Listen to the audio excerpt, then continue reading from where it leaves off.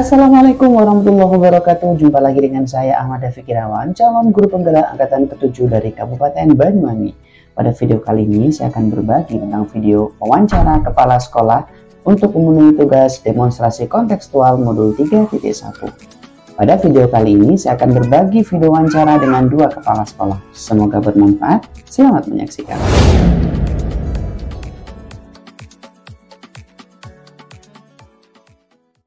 Baik, assalamualaikum warahmatullahi wabarakatuh. Waalaikumsalam. Selamat pagi, Bu. Selamat pagi, Pak Dafiq. Mohon maaf ini mengganggu waktunya. Oh, tidak apa-apa. Seperti yang sudah sepakati kemarin, kita sudah janjian bahwa akan mengadakan sesi wawancara ya, Bu. Saya mohon izin melakukan wawancara. Mungkin nanti akan bisa menambah ilmu dari Ibu yang mungkin sudah lebih awal mengalami bagaimana dalam melaksanakan sebuah kepemimpinan katanya, Bu. Langsung saja, Bu, kita mulai dari yang pertama. Hari ini kita akan ngobrol terkait dilema etika dan bujukan moral. Mungkin Ibu sudah memahami tentang kasus tersebut. Yang ingin saya mungkin gali, mungkin dari pengalaman nyata dari Ibu yang sudah dialami, mungkin pernah mengalami kasus dilema etika atau bujukan moral yang mungkin nanti bisa dijadikan bahan untuk kita diskusi. Monggo, Bu, Ibu ceritakan. Terima kasih, Pak Dafiq. Yang seperti tadi disampaikan bahwa dilema etika maupun nanti merujuk ke bujukan moral itu menurut Ibu adalah sesuatu yang mungkin dirasa merupakan suatu keadaan bahwa posisi dilema di satu sisi harus benar-benar dilaksanakan, tetapi kenyataannya kan tidak bisa atau sama-sama benarnya. Kemudian kita membujuk supaya bagaimana itu tercapai gitu loh. Nah, yang sering ini langsung saja ya, langsung saja di sekolah kita atau yang Ibu alami terkait dengan disiplin pegawai. Ini sangat dilema sekali karena seorang yang bekerja itu pasti diharapkan mempunyai pendapatan atau untuk menghidupi keluarga. Kemudian lepas itu dari ASN, ETT maupun paling bawah misalnya pesuruh. Nah, dari ketiga unsur ini memang secara faktual mereka ber-SK. Kenyataannya dengan tanggung jawabnya mereka tidak melakukan seperti yang harus dilakukan atau kewajibannya. Maka saya juga mempunyai solusi untuk hal itu. Tidak saya putuskan sendiri sih sebetulnya. Saya berkoordinasi dengan beberapa teman, kemudian urusan-urusan. Untuk hal ini, apa yang harus kita lakukan? Misalnya yang pertama,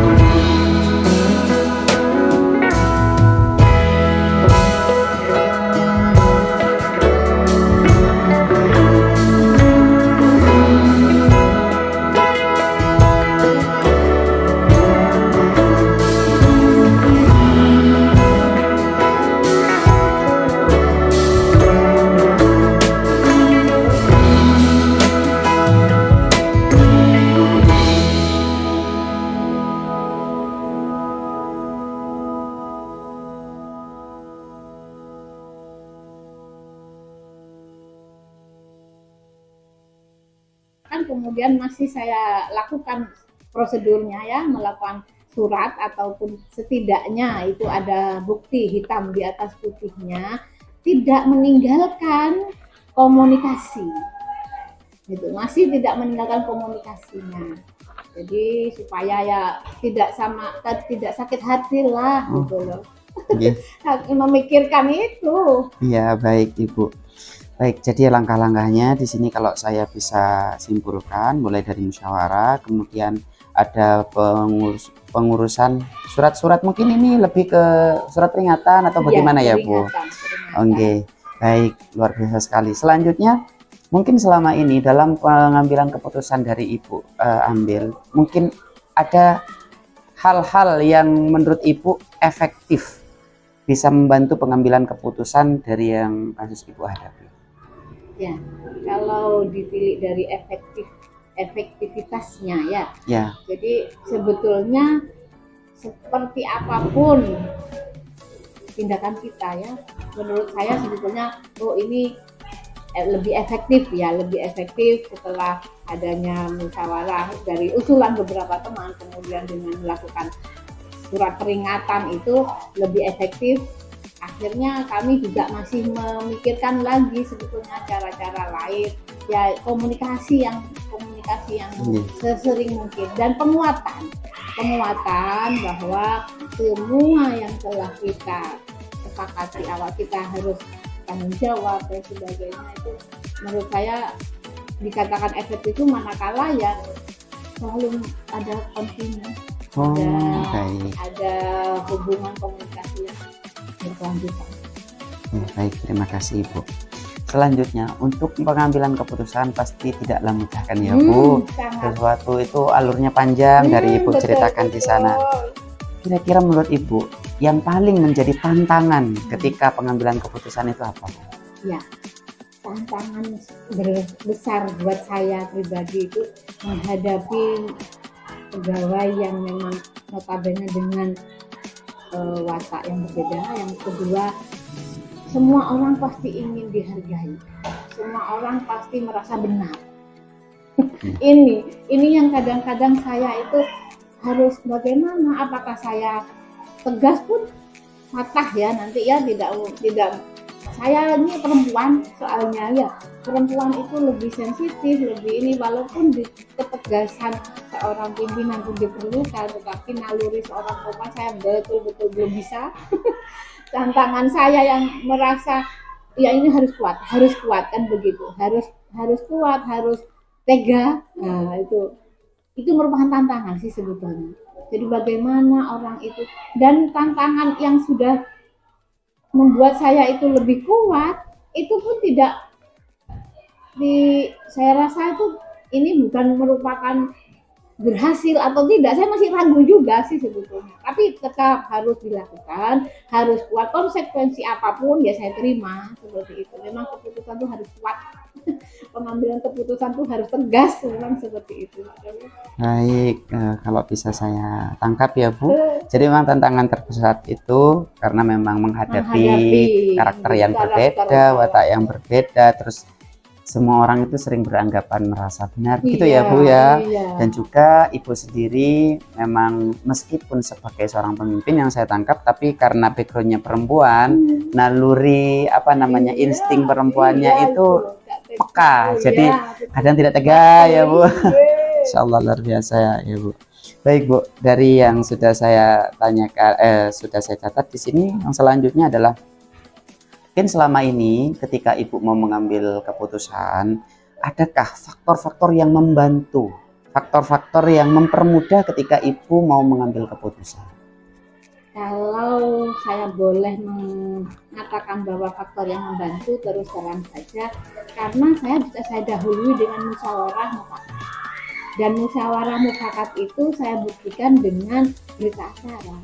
Nah, atau paling tidak adalah, atau kalau misalkan memperkuat pendapat saya, memperkuat ini kan dengan teman-teman, dengan beberapa orang, tidak hanya saya.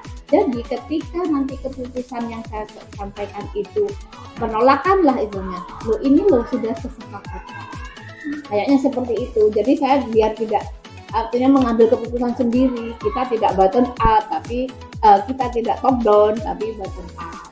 Baik, luar biasa sekali. Berarti yang dapat saya tangkap, yang membantu ibu setiap mau mengambil keputusan ada musyawarah, kemudian Selalu ditulis di berita acara yang akan dijadikan bahan atau dasar ketika pengambilan keputusan. Seperti SP itu juga, begitu SP redaksinya seperti itu dengan dasar saya lampirkan itu tanda tangan teman-teman atau bapak ibu guru yang lain berita acaranya bahwa ini merupakan yang dirasakan oleh bersama. Baik, insya Allah luar biasa sekali, banyak sekali ilmu yang sudah saya dapat.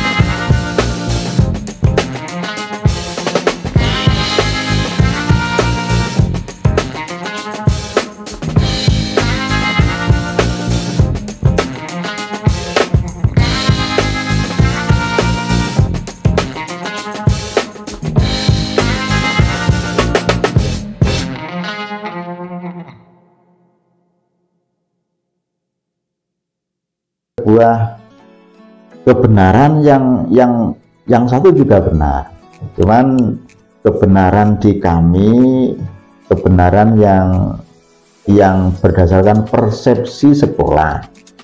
Kebenaran yang sesungguhnya itu ada di dinas pendidikan, itu yang punya kewenangan. Tapi kalau ditinjau dari legal formalnya, kebenaran ini bernama sertifikat. Kasusnya begini, Pak.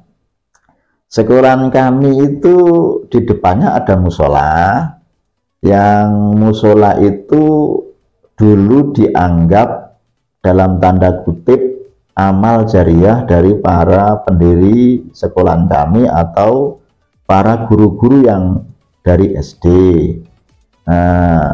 mereka beranggapan kebenaran yang sebenarnya adalah amal jariah itu harus terus-menerus, yang tidak boleh diputus. Memang ada hadis yang begitu redaksinya, tetapi kan bisa disiasati. Nah, bagaimana supaya amal jariah itu tetap mengalir? Ini yang pemikiran kami. Tetapi kami belum melangkah menuju pengambilan keputusan. Kami hanya menyebarkan virus-virus kebaikan supaya mungkin dari via SD itu ikut memikirkan kami yang dari SMP. Nanti kalau memang itu benar-benar kita sepakat antara SD, SMP, dan masyarakat mengguyung bareng, masjid atau musola ini nanti akan digunakan bersama-sama karena itu kepentingan bersama, kepentingan umat Islam. Jadi dilemanya hanya mungkin miskomunikasi karena kefahaman yang satu berkaitan mungkin dengan fikih ansih, yang satu estetika, di SMP estetika, yang di Vida SD-nya berdasarkan regulasi tentang hak milik sertifikat. Itu Mas Dok. Oh, Masya Allah. Oke. Berarti yang dapat saya tangkap, Bapak di sini dihadapkan sebuah dilema permasalahan posisi musola yang menjadi sengketa lah bahasa tanda kutipnya. Satunya ada regulasi dan satunya juga estetika. Bagaimana bisa dijalin digotong bersama-sama seperti itu. Oh, nggih.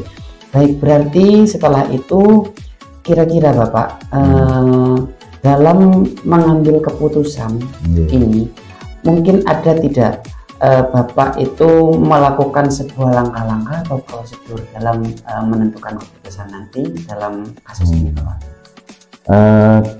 Keputusannya memang kami belum melakukan langkah-langkah, cuman seandainya kami ada semacam rencana, pertama sudah kami lakukan untuk semacam musyawarah dengan pihak SD. Selanjutnya kami akan juga mendatangi pihak-pihak yang berkepentingan karena ini kaitannya dengan hukum tentang sertifikat. Juga akan mungkin yang final dari pengambil keputusan nanti adalah Pak Lurah atau Kepala Desa.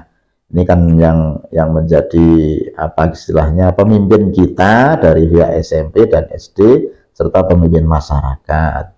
Jadi kami hanya semacam pengambil keputusan kedua setelah Pak Lurah atau Kepala Desa menyetujui ini begini, ya kami mungkin keputusannya hanya mengambil tentang tata letak atau teknis bangunannya gitu. Oh, siap. Berarti dari yang Bapak sampaikan di sini salah satu langkahnya nanti akan mengkomunikasikan dengan pemangku jabatan, terus juga mungkin pihak-pihak yang berkaitan Pak, akan ada musyawarah itu. Oh, Masya Allah. Kira-kira Bapak untuk selanjutnya hal-hal apa yang selama ini Bapak anggap efektif dalam pengambilan keputusan ketika dihadapkan dengan kasus seperti ini?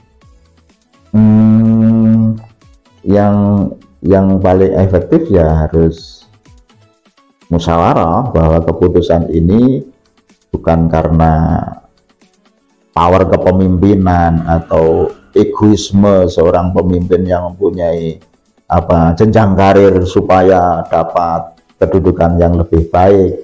Bukan itu tujuannya. Kita harus musyawarah dengan pemangku kepentingan, keputusan itu diambil secara mufakat, yang benar-benar terjadi konsensus, bisa ditindaklanjuti dengan bisa macam berita acara atau apalah ya, pokoknya konsensus bahwa ini keputusan bersama, bukan keputusan sepihak.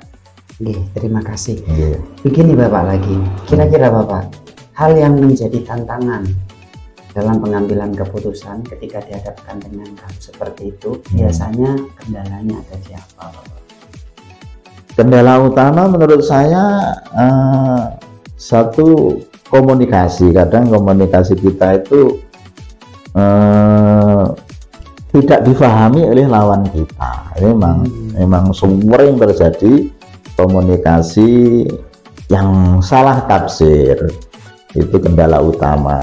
Kadang-kadang tadi kami menghadap ke ibu kepala sekolah SD itu juga langsung salah tafsir. Bahwa itu merupakan ambisi saya, mau marsis baru kok. Kemoncolan, padahal niat saya hanya ingin menyebarkan kebaikan, karena ini nanti akan digunakan secara bersama-sama. Kendala pertama itu komunikasi. Kendala yang kedua biasanya ya kadang-kadang orang itu agak kurang peduli terhadap sesuatu kasus, dalam tanda kutip malas. Cuman kalau kita ini mau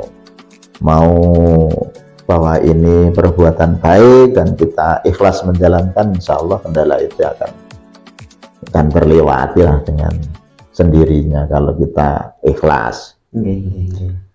Baik, setelah Bapak bisa mengetahui tantangan-tantangan yang akan dihadapi, upaya yang Bapak lakukan untuk mengatasi tantangan-tantangan tersebut kira-kira apa, Bapak?